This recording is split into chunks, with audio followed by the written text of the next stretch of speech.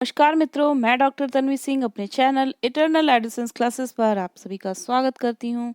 आज मैं लेकर आई हूँ जूनियर हाई स्कूल सहायक अध्यापक एवं प्रधानाध्यापक शिक्षक भर्ती परीक्षा 2021 जिसका एग्ज़ाम 17 अक्टूबर को निर्धारित है, उसका सामान्य अध्ययन का अभ्यास संख्या 10 को लेकर उपस्थित हुई हूँ। हमने टोटल अभी तक 9 अभ्यास को अपने चैनल पर डाल दिया है। ये हमारा आखिरी अभ्यास है और इसको आप ज़रूर देखिए और पिछले अभ्यास को भी जाकर देख लीजिए। एग्ज़ाम के अंतिम समय में अभ्यास जो है वो आपके लिए बहुत ही महत्वपूर्ण साबित होता है। तो इन अभ्यास को आप देखिए। इसके अलावा मैंने टॉपिक वाइज़ अपने चैनल पे वीडियोज़ भी डाले हैं, उन वीडियोज़ को भी जाकर देखिए और जो टॉपिक रह गए हैं उनको भी मैं 2-4 दिन में उसको भी कंप्लीट करा दूँगी। छोटे-छोटे वीडियो हैं, उसको आप बस ऐसे ही खाना बनाते टाइम या कुछ भी काम करते समय जैसे गाना सुनते हैं, ऐसे आप लगा के सुन सकते हैं। तो आपके ये सब टॉपिक भी क्लियर हो जाएँगे और निश्चित ही आपको सफलता मिलेगी। तो हमारे चैनल के साथ बने रहिए। अगर आप हमारे चैनल पे नए हैं, तो हमारे चैनल को सब्सक्राइब ज़रूर करें ताकि आपको आने वाले वीडियो की नोटिफ़िकेशन भी बड़े आसानी से मिल जाए। तो चलिए आज हम स्टार्ट करते हैं अभ्यास संख्या 10 को। ये हमारा आखिरी अभ्यास है। इसके बाद हम जो भी टॉपिक रह गए हैं उन टॉपिक्स के डिटेल वीडियो अपने चैनल पे डालेंगे। तो आप इन अभ्यास को बार-बार जाकर करिए ताकि आपकी तैयारी अच्छी हो जाए। इससे आपको एक पूरा अंदाज़ा लग जाएगा कि पेपर का पैटर्न कैसे है और आपको इनमें से प्रश्न ज़रूर मिलेंगे। तो चलिए सॉल्व करते हैं। पहला प्रश्न, इसके पहले मैं बता देती हूँ कि जैसा कि निर्धारित है कि अनिवार्य ये है सभी विषय के विद्यार्थियों के लिए सामान्य ज्ञान 50 प्रश्न इसमें से आपको आने हैं। तो इसका पाठ्यक्रम भी मैंने अपने चैनल पर डाल दिया है। वैसे तो जो लोग तैयारी कर रहे होंगे वो लोग पाठ्यक्रम देख चुके होंगे, लेकिन एक बार आप पाठ्यक्रम जाकर ज़रूर देखिए कि हमारा क्या-क्या पोर्शन तैयार हो गया है और क्या-क्या रह गया है। अभी भी बहुत समय है, आप 7 दिन में भी अच्छी तैयारी कर सकते हैं। तो आप लगे रहिए, अभी तैयारी करिए, अभी आपके पास 1 हफ्ते का समय है। तो चलिए स्टार्ट करते हैं। पहला प्रश्न, राष्ट्रीय सांख्यिकी कार्यालय एनएसओ द्वारा हाल ही में जारी आंकड़े के अनुसार वित्त वर्ष 2020-21 की दूसरी तिमाही जुलाई सितंबर के में भारत की वृद्धि दर है। तो इसका आंसर है 7.5। इसके बारे में बता देती हूँ कि सरकार के राष्ट्रीय सांख्यिकी कार्यालय एनएसओ द्वारा वित्त वर्ष 2020-21 की दूसरी तिमाही यानी जुलाई सितंबर के आंकड़े 27 नवंबर 2020 को जारी किए गए थे। इन आंकड़ों के अनुसार इस तिमाही में देश की अर्थव्यवस्था की विकास दर यानी जीडीपी 7.5% की गिरावट रही। ये आंकड़े पहली तिमाही के मुकाबले काफ़ी बेहतर हैं क्योंकि कोविड-19 के कारण पहली तिमाही में जीडीपी में 23.9% की ऐतिहासिक गिरावट दर्ज की गई थी। अगला प्रश्न है, 31 जनवरी 2021 को निम्न में से किस दिवस के रूप में मनाया गया था? तो इसका आंसर है विश्व कुष्ठ उन्मूलन दिवस। ये आप ज़रूर याद कर लीजिएगा, ये बहुत इंपॉर्टेंट है, ये एग्जाम में आ सकता है। प्रत्येक वर्ष जनवरी माह के अंतिम रविवार को विश्व कुष्ठ उन्मूलन दिवस मनाया जाता है। इस वर्ष जनवरी माह का अंतिम रविवार 31 तारीख को था, अतः यह दिवस 31 जनवरी को मनाया गया। अगला प्रश्न है, प्रमुख राज्यों की श्रेणी के तहत इंडियन इनोवेशन इंडेक्स 2020 के दूसरे संस्करण में कौन सा राज्य शीर्ष पर रहा? तो इसमें रहा कर्नाटक। ठीक है। अगला प्रश्न है, 2021 वर्ल्ड इकोनॉमिक फोरम WEF की वार्षिक बैठक के 91वें संस्करण दावोस एजेंडा 2021 की थीम क्या थी? तो इसकी थीम थी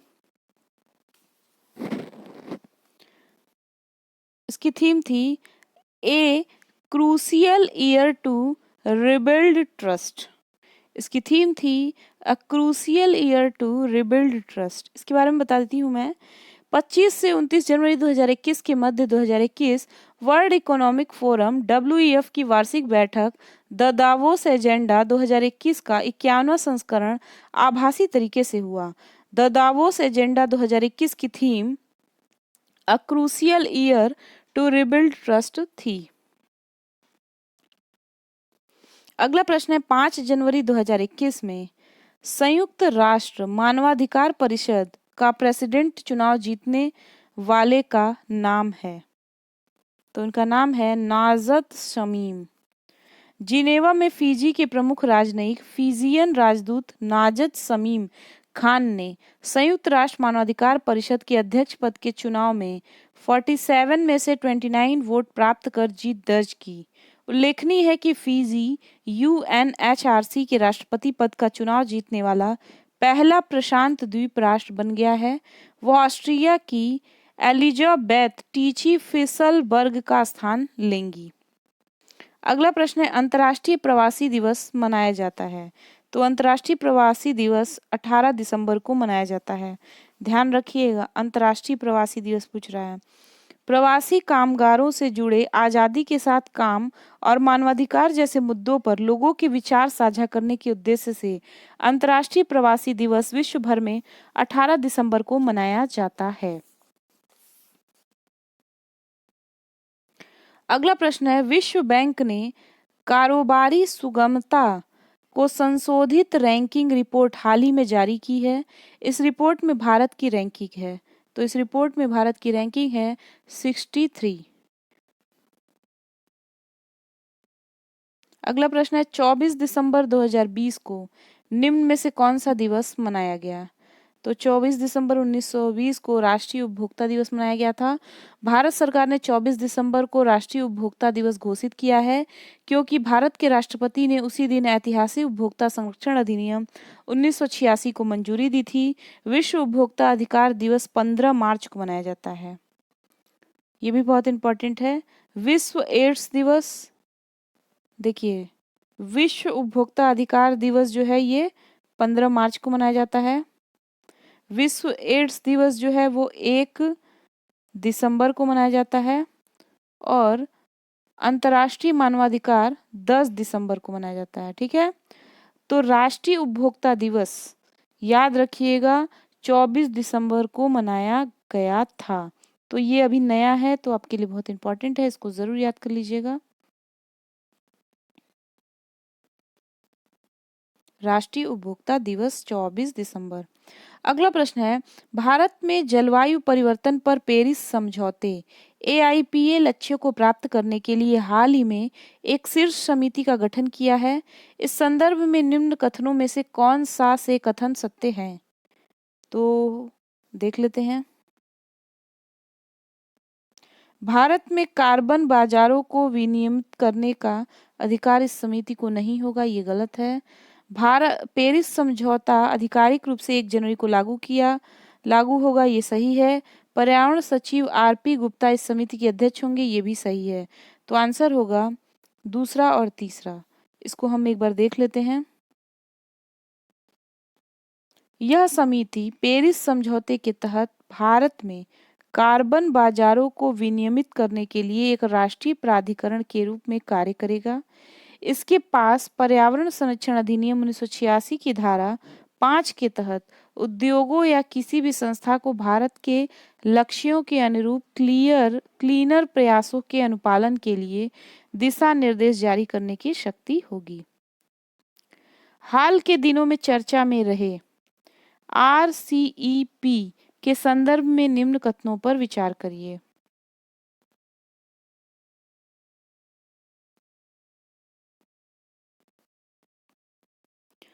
तो चलिए देखते हैं। RCEP regional comprehensive economic partnership का संक्षिप्त रूप है, तो ये सही है। फिर है भारत ने RCEP से अलग रहने का निर्णय किया, ये भी सही है। RCEP में आसियान और 5 अन्य देश शामिल है, ये भी सही है। तो इसका ये हो जाएगा, यानी RCEP का पूर्ण रूप है रीजनल कॉम्प्रिहेंसिव इकोनॉमिक पार्टनरशिप। यह आसियान के 10 देशों तथा 5 अन्य देशों द्वारा अपनाया गया एक मुक्त व्यापार समझौता है। यह समझौता 15 नवंबर 2020 को हस्ताक्षरित किए गए। अगला प्रश्न है, अशोक के कौन से शिलालेखों में ब्राह्मी लिपि का प्रयोग नहीं किया गया है? तो सहबाजगढ़ी में नहीं किया गया है। शहबाजगढ़ी एक गांव व ऐतिहासिक स्थल है जो पाकिस्तान के मर्दान जिले में स्थित है। यह स्थल तीसरी शताब्दी में सम्राट अशोक द्वारा स्थापित शिलालेख के लिए प्रसिद्ध है। इस शिलालेख में खरोष्ठी लिपि का प्रयोग किया गया है। 30 जनवरी 2004 में यूनेस्को द्वारा इस ऐतिहासिक स्थल को विश्व विरासत सूची में शामिल किया गया।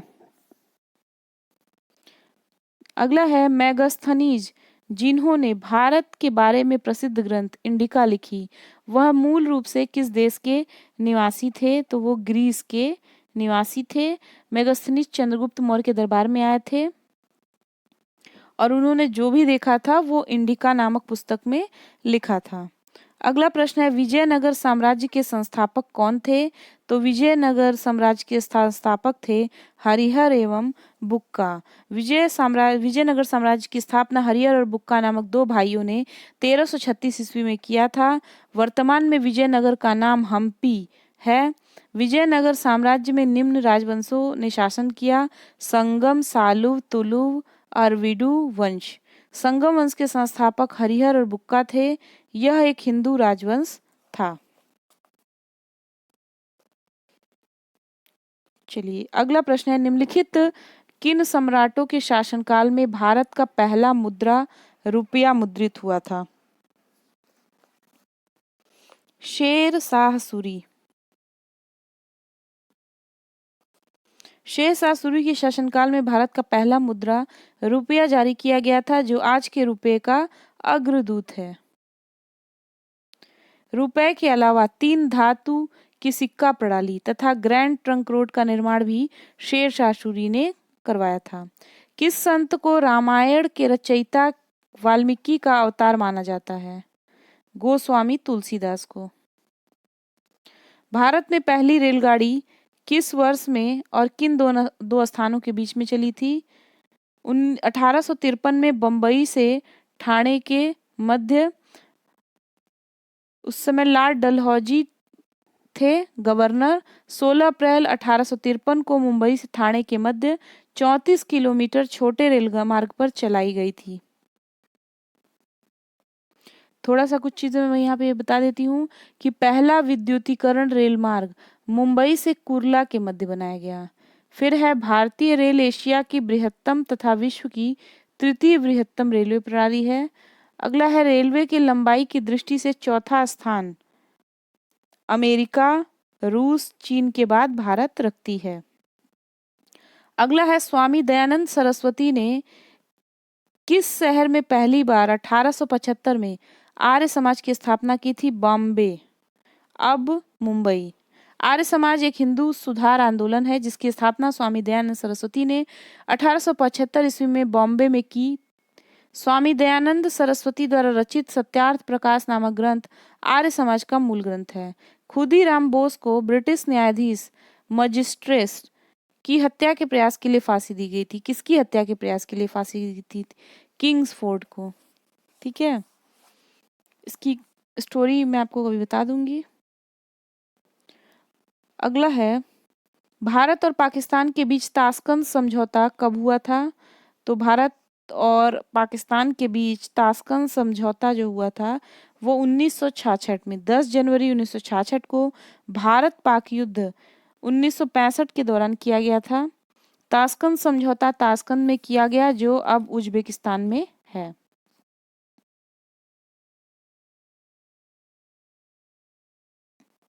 अगला है, वैदिक देवता इंद्र किसके देवता हैं? तो ये जो है वर्षा व चक्रवात के देवता हैं।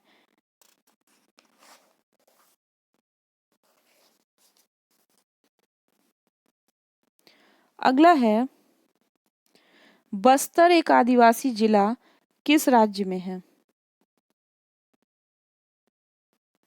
छत्तीसगढ़ में। राज्य पुनर्गठन अधिनियम के तहत मध्य प्रदेश के पुनर्गठन से 1 नवंबर 2000 को छत्तीसगढ़ नया राज्य बना। वर्तमान में इसमें 27 जिले हैं। बस्तर छत्तीसगढ़ का आदिवासी जिला है। अब इसको मिलाना है। पुलिकट झील जो है वो तमिलनाडु में है। चिल्का झील ओडिशा में है। वूलर झील कश्मीर में है। सांभर झील जो है वो राजस्थान में है। तो इसको याद कर लीजिए। अगला प्रश्न है, चमेरा बांध किस नदी पर बनाया गया है? तो चमेरा बांध जो है वो रावी नदी पर बनाया गया है। चमेरा बांध हिमाचल प्रदेश में स्थित है। इसे रावी नदी पर बनाया गया है। बागान द्वारा प्राप्त पेय फसल निम्नलिखित में से कौन है? तो इसमें है चाय। कॉफी, चाय आदि को पेय फसल कहा जाता है क्योंकि इसके लिए कच्चा माल पौधों से प्राप्त होता है। पेय फसलों की खेती के लिए कृषि की वृक्षारोपण प्रणाली का पालन किया जाता है। चाय और कॉफी दो प्रमुख पेय फसलें हैं जो भारत में उगाई जाती हैं। भारत का सबसे बड़ा तांबा कच्ची धातु उत्पादक राज्य कौन सा है? मध्य प्रदेश। अगला है, हरिश्चंद्र अनुसंधान संस्थान कहाँ स्थित है? तो ये है इलाहाबाद प्रयागराज में। फिर है, संवैधानिक उपचारों का अधिकार के तहत आता है मौलिक अधिकार। संवैधानिक उपचारों का अधिकार मौलिक अधिकारों के तहत आता है। इसके अंतर्गत मौलिक अधिकारों को प्रवर्तित कराने का अधिकार उच्चतम न्यायालय को है। मौलिक अधिकारों का उल्लंघन होने पर अनुच्छेद 32 के अंतर्गत उच्चतम न्यायालय द्वारा रीट जारी की जा सकती है। ये रीटें 5 प्रकार की होती हैं। बंदी प्रत्यक्षीकरण, इसको हैबियस कॉर्पस बोलते हैं। परमादेश, मेंडामस, अधिकार परीक्षा, क्यू वारंटो, प्रतिषेध, प्रोबिहेशन और उत्प्रेषण, सर्टोरियो। ठीक है, तो ये थे 5 प्रकार के रीट। भारत का निम्नलिखित में से कौन सा राष्ट्रपति निर्विरोध निर्वाचित हुआ था? तो नीलम संजीव रेड्डी जो थे वो निर्विरोध निर्वाचित हुए थे। उत्तर प्रदेश में कुल कितने लोकसभा संसदीय क्षेत्र हैं? 80। भारतीय राज्यों में मुद्रा बिल होने के लिए एक बिल को कौन प्रमाणित करता है? राज्य विधानसभा अध्यक्ष। भारतीय संविधान की प्रस्तावना में समाजवादी शब्द किस संशोधन द्वारा लाया गया? 42वां। राइटर्स बिल्डिंग भारत की किस राज्य सरकार का सचिवालय भवन है? राइटर्स बिल्डिंग पश्चिम बंगाल सरकार। राइटर्स बिल्डिंग पश्चिम बंगाल की राज्य सरकार के सचिवालय की इमारत है। यह पश्चिम बंगाल की राजधानी कोलकाता में स्थित है। मूल रूप से इस इमारत का निर्माण ब्रिटिश ईस्ट इंडिया कंपनी के लेखकों यानी राइटर्स के कार्यकाल के लिए किया गया था। इस इमारत के वास्तुकार थॉमस लियो हैं जिन्होंने इसका डिजाइन 1777 ईस्वी में तैयार किया था। The imperial bank of India को राष्ट्रीयकरण के पश्चात क्या नाम दिया गया? भारतीय स्टेट बैंक। 2011 की जनगणना रिपोर्ट के अनुसार प्रति वर्ग किलोमीटर भारत की जनसंख्या घनत्व है 382। आप जनगणना भी जरूर देख लीजिएगा एक बार क्योंकि आपके एग्जाम के लिए इम्पोर्टेंट है।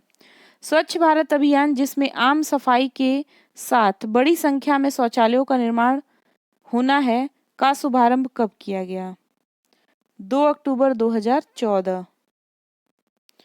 नमामि गंगे योजना के अंतर्गत भारतीय प्रौद्योगिकी संस्थान कानपुर द्वारा कितने गांवों को गोद लिया गया है? 5।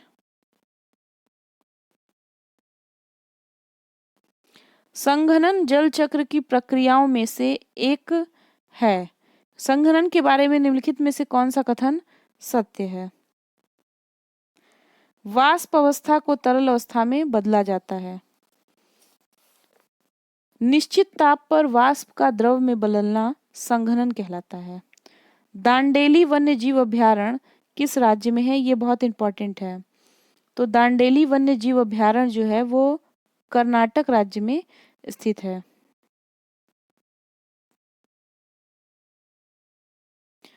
कृषि के ग्रीन हाउस का एक तरीका, इसको फिलिंग द ब्लैंक्स है कि इसमें से कौन सा है कृषि के ग्रीन हाउस का एक तरीका जहां उन्नत ग्रीन हाउस प्रौद्योगिकी जैसे कि हाइड्रोपोनिक्स और एरोपोनिक्स का उपयोग करके शहरों में बहुमंजिला इमारतों के अंदर वाणिज्यिक रूप से व्यवहार फसलों की खेती की जाती है। तो इसका आंसर होगा लंबवत खेती। विश्व वानिकी दिवस मनाया जाता है। कब मनाया जाता है? विश्व वानिकी दिवस जो है वो 21 मार्च को मनाया जाता है। 8 मार्च को अंतर्राष्ट्रीय महिला दिवस मनाया जाता है। 5 जून को विश्व पर्यावरण दिवस मनाया जाता है। अगला है, निम्नलिखित में से किसमें से ध्वनि की गति सबसे तेज होती है? लोहा में। ध्वनि की चाल विभिन्न माध्यमों से भिन्न भिन्न होती है। किसी माध्यम में ध्वनि की चाल मुख्यतः प्रत्यास्थता तथा घनत्व पर निर्भर करती है। गैसों के सापेक्ष द्रवों की प्रत्यास्थता अधिक होती है तथा ठोसों में सबसे अधिक होती है। यही कारण है कि द्रवों में ध्वनि की चाल गैसों की अपेक्षा अधिक होती है तथा ठोसों में सबसे अधिक होती है। तो अगर निर्वात में देखेंगे तो निर्वात में जो ध्वनि की चाल होगी तो 0 मी सेकेंड होगी। वायु में ध्वनि की चाल 332 मीटर पर सेकेंड होगी। जल में ध्वनि की चाल होगी 1493 मीटर पर सेकेंड। लेकिन लोहे में ध्वनि की चाल कितनी होगी? मतलब लोहे में हो जाएगी 5130 यानी 5130 मीटर पर सेकेंड। तो ये सबसे ज्यादा किस में होगी? लोहे में। अगला है, नींबू निचोड़ने की मशीन है, क्या है? द्वितीय श्रेणी का उत्तोलक। नींबू निचोड़ने की मशीन द्वितीय श्रेणी का उत्तोलक है। इस प्रकार के उत्तोलकों में आलंब F तथा आयाम E के बीच में भार M होता है। इनका यांत्रिक लाभ सदैव 1 से अधिक होता है। अगला है, खाने का सोडा है। तो खाने का सोडा कौन सा है? Sodium bicarbonate NaHCO3। अगला प्रश्न है, निम्नलिखित में से कौन सा कठोर पानी में अधिक मात्रा में मौजूद है? कैल्शियम और मैग्नीशियम।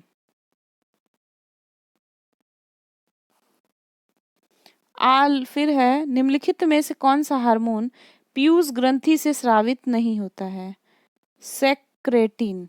सेक्रेटिन एक आतीय हार्मोन है जो ड्यूडेनम के एस सेल से स्रावित होता है, जबकि प्रोलैक्टिन, ऑक्सीटोसिन, वैसोप्रोप्सिन पीयूष ग्रंथि से स्रावित होने वाले हार्मोन हैं। अगला है, आलू में ब्लैक हर्ट किसके कारण होता है? भंडारण में O2 की कमी। आलू में ब्लैक हर्ट रोग ऑक्सीजन O2 की कमी से होता है। आंतरिक शारीरिक विकार आलू की गुणवत्ता और आंतरिक गर्मी ब्लैक हर्ट रोग प्रदर्शित करते हैं। भंडारण में CO2 की अधिकता से भी आलू में ब्लैक हर्ट रोग होता है, ये भी आप याद रखिएगा। उस विकल्प का चयन करें जो आकृति सी से उसी प्रकार संबंधित हो जिस प्रकार आकृति बी आकृति ए से संबंधित है। तो ये रीजनिंग का प्रश्न है। इस प्रश्न को आप देख लीजिए, इसको आप सॉल्व करने का प्रयास करिएगा। इसका मैं आंसर आपको बता देती हूँ। इसका आंसर होगा बी वाला।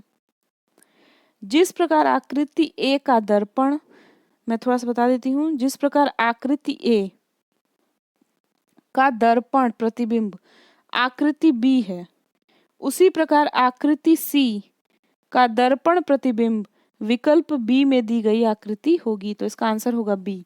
इसको आप सॉल्व जरूर करिएगा। इस टाइप के प्रश्न को जरूर सॉल्व कर लीजिएगा, क्योंकि एग्जाम में आ जाएगा तो आप फंस जाएंगे। अगला प्रश्न, इसको भी देख लीजिए, इसका स्क्रीनशॉट ले लीजिएगा, इसको सॉल्व करने का प्रयास जरूर करिएगा। एक निश्चित कूट भाषा में यदि WAITER को XQCCLQ लिखा जाता है और ARTIST को BSTQWF लिखा जाता है, तो उसी कूट भाषा में BEGGAR को क्या लिखा जाएगा? तो देखिए, मैं इसका आंसर बता देती हूँ और थोड़ा तरीका बता दूंगी ताकि आप इसको सॉल्व कर लीजिए। इसका आंसर होगा बी वाला। देखिए, ये है W और ये है X। तो W में +1 करेंगे तो X हो जाएगा। A में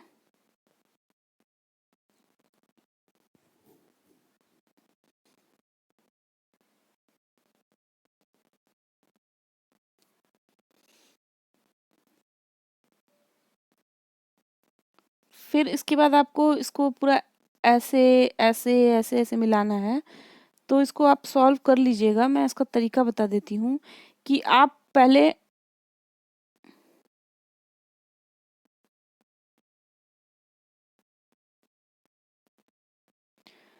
तो W में +1 करेंगे तो X हो जाएगा। फिर A है इसका C में +2 करेंगे तो C हो जाएगा। फिर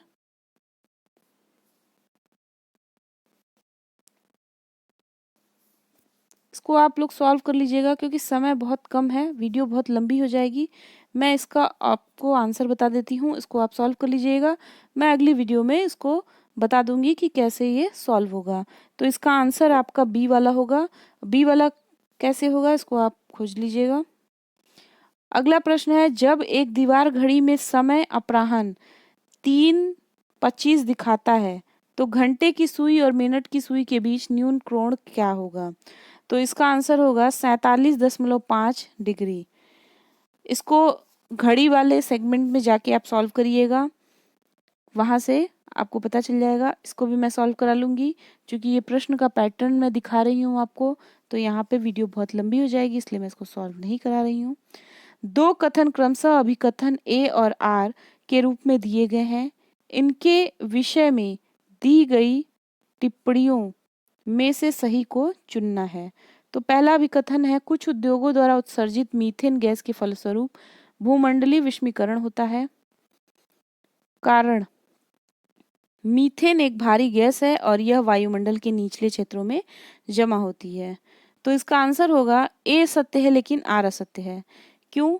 कुछ उद्योगों द्वारा उत्सर्जित मीथेन गैस के फलस्वरूप भूमंडलीय उष्मीकरण होता है। ठीक है, ये अभिकथन सत्य है, जबकि कारण जो है, मीथेन एक भारी गैस है और यह वायुमंडल के निचले क्षेत्रों में जमा होती है, ये असत्य है। तो आप इस वीडियो को पूरा सॉल्व करिए। ये 50 प्रश्न थे। रीजनिंग के प्रश्नों को आप जरूर से अपनी कॉपी पेन लेकर सॉल्व करें, क्योंकि रीजनिंग भी आपके एग्जाम में बहुत बड़ा फैक्टर है। ये आपको बहुत अच्छे नंबर दिला सकता है। तो आप रीजनिंग को जरूर सॉल्व कर लिएगा। मैं पेपर क्वेश्चन का पैटर्न आपको दिखा देती हूँ और आप इनके स्क्रीनशॉट लेकर इसको जरूर सॉल्व करिए। मैं थोड़ी देर रुकती हूँ, आप इसका स्क्रीनशॉट ले सकते हैं।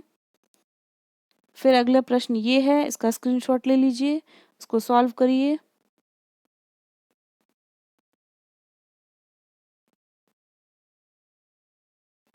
इस टाइप के ही प्रश्न आएंगे रीजनिंग के भी, क्योंकि रीजनिंग में टॉपिक दे दिया है कि इस टॉपिक से ही आपको प्रश्न बनने हैं। तो आप ये जो 2-4 टॉपिक दिया है, इसको आप एक कम से कम 25-25 प्रश्नों का एक-एक अभ्यास लगा डालिए, तो एग्ज़ाम में आप निश्चित रूप से कर ले जाएंगे। तो वीडियो कैसा लगा उसको कमेंट बॉक्स में ज़रूर बताइएगा। तो ये हमने आज टोटल 10 प्रैक्टिस सेट सॉल्व करा दिए। अब डिटेल वीडियो देखने के लिए आप हमारे चैनल में जा सकते हैं। अब जो भी दिन बचे हैं उसमें मैं डिटेल वीडियो के जो जो इम्पोर्टेंट टॉपिक हैं उनको अपने चैनल पर डालूंगी। तो हमारे चैनल को अगर आपने सब्सक्राइब नहीं किया है तो उसको सब्सक्राइब ज़रूर कर लें और हमारे चैनल के साथ बने रहे। वीडियो आप देखिए तो उसको प्लीज़ लाइक भी करिए। तो चलिए मिलते हैं अगले वीडियो में अगले टॉपिक के साथ। तब तक के लिए नमस्कार, धन्यवाद।